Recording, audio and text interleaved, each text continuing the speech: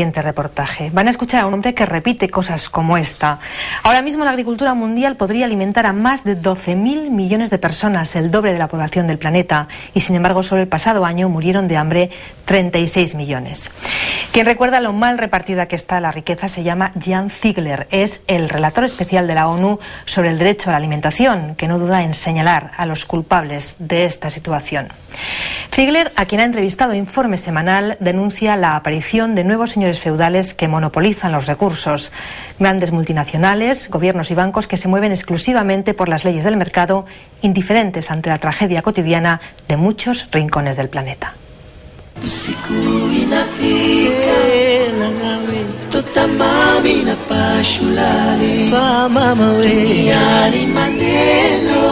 Semanas atrás el UNICEF lanzó la enésima voz de alarma sobre el hambre, denunciando que más de 8 millones de personas se encuentran gravemente amenazadas por la carencia de alimentos en Kenia y sus países vecinos. Poco después, la FAO denunció que otros 3 millones de hambrientos necesitan ayuda en Zimbabue. Las hambrunas se repiten año tras año en el empobrecido continente africano. En 2005 le tocó a Níger, como antes a Sudán, Etiopía o Somalia. Pero hay muchos otros países donde la desnutrición afecta a gran parte de la población. La Organización de las Naciones Unidas para la Alimentación traza un panorama desolador. Más de 800 millones de personas sufren las consecuencias del hambre y otros 2.000 millones padecen déficit alimentario crónico. Así no es de extrañar el tono radical que emplea Jan Ziegler, relator de la Comisión de Derechos Humanos de la ONU sobre el derecho a la alimentación, cuyos informes constituyen actas de acusación sobre la injusta distribución mundial de la riqueza como base del sistema económico internacional.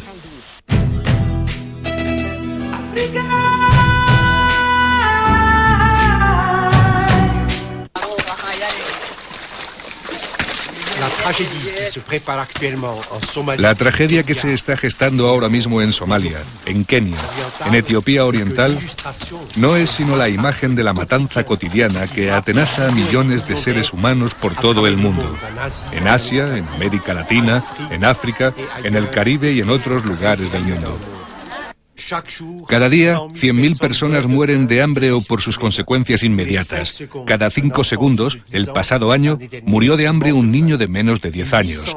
Y 856 millones de personas, 1 de cada 6 habitantes del planeta, viven grave y permanentemente desnutridas. Sin embargo, el propio Informe Mundial sobre Alimentos de la FAO, que nos facilita esas cifras sin que nadie las cuestione, asegura que la agricultura mundial, con el actual desarrollo de su fuerza de producción, podría alimentar sin problemas, es decir, con 2.700 calorías por día y adulto, a 12.000 millones de seres humanos, es decir, prácticamente el doble de la humanidad. En otras palabras, no hay fatalidad alguna. Un niño que muere de hambre es asesinado. El orden del mundo, tal como está en la actualidad, no solo es mortífero, sino también absurdo, ya que mata sin necesidad.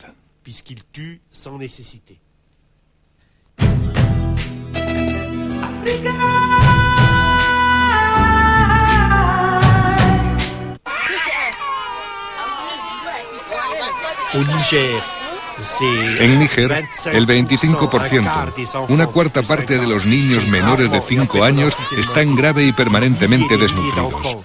Miles y miles de niños nigerinos mueren. Nadie puede decir que no lo sepa gracias a la televisión y a la prensa. El mundo está unificado en la información. Pero al mismo tiempo, existen ideologías mentirosas, pero muy poderosas, como por ejemplo el neoliberalismo. Hoy en día, el neoliberalismo supone la legitimación del gran capital financiero internacional y, desgraciadamente, de muchos gobiernos poderosos del mundo. El neoliberalismo pretende que la economía funciona según unas leyes naturales. Hay una mano invisible, que es el mercado mundial. No se puede hacer nada en contra de esa mano invisible. Y se afirma que las leyes de la economía son leyes como las de astronomía, leyes naturales que no se pueden cambiar. Según eso, hay pueblos enteros que no son productivos, que quedan excluidos de la historia y mueren.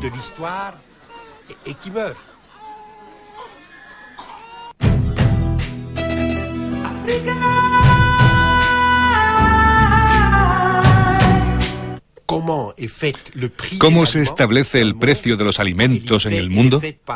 Lo fija el Commodities Stock Exchange de Chicago, la bolsa de las materias primas agrícolas de Chicago, conforme a las técnicas bursátiles, según los criterios del capitalismo financiero de la bolsa, con contratos a término, con especulaciones, etc. Hay 7 grandes bancos que prácticamente dominan el comercio mundial del trigo, de los cereales, del arroz, de los alimentos del mundo. Pero lo repito, 37 países dependen todos los años de compras suplementarias en los mercados mundiales para alimentar a su población entre el fin de las existencias de la cosecha anterior y la llegada de la nueva cosecha. La gente muere de hambre por culpa de las cotizaciones bursátiles. Por eso los precios de la alimentación deberían negociarse contractualmente entre los estados. Es indispensable romper el sistema de la bolsa. La bolsa no puede fijar el precio de los alimentos. Los alimentos no son una mercancía como cualquier otra. Un saco de arroz no es una mercancía como un coche, como un mueble, como cualquier otro bien producido por los hombres, ya que los alimentos garantizan la supervivencia de los seres humanos.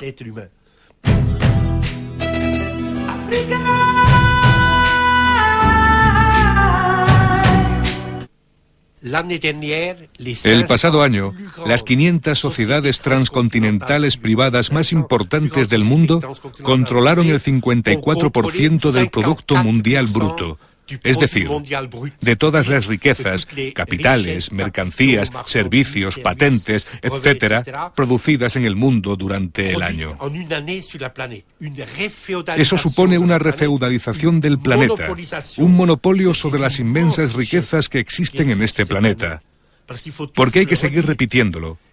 El año pasado, 36 millones de personas murieron de hambre o debido a sus consecuencias inmediatas en un planeta que rebosa de riquezas.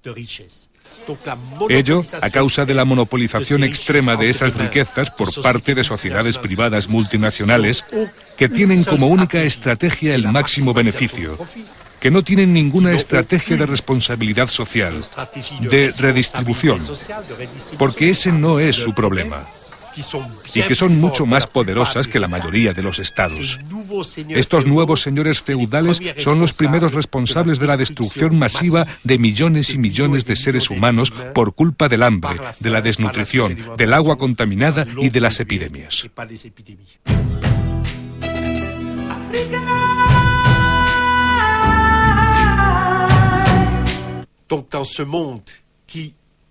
En un mundo en el que sobra la riqueza, en el que un capital financiero increíblemente poderoso realiza maravillas como los rascacielos o el viaje a la luna, tendríamos que disponer de los medios financieros para poder irrigar Níger.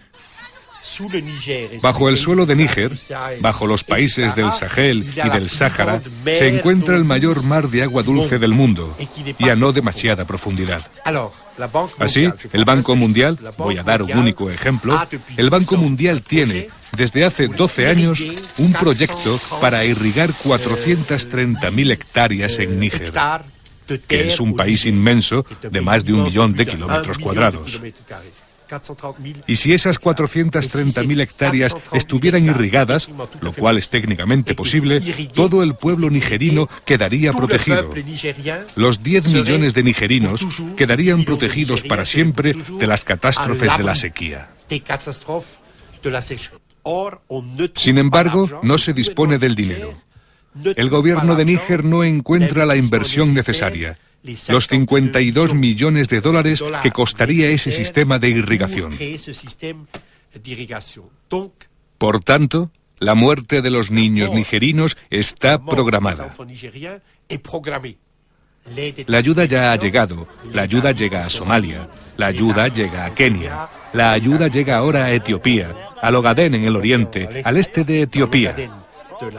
Demasiado tarde, de forma insuficiente. Los mecanismos de distribución no están preparados porque hay mermas previas. Y también se destruye el mercado autóctono. Hay muchos problemas en la ayuda internacional alimentaria. Pero sería totalmente innecesaria esta ayuda internacional. Sería totalmente inútil si de una vez la comunidad internacional realizara las inversiones fundamentales para la creación de rebaños, para la irrigación, para la creación de un sistema de rentas suficientes.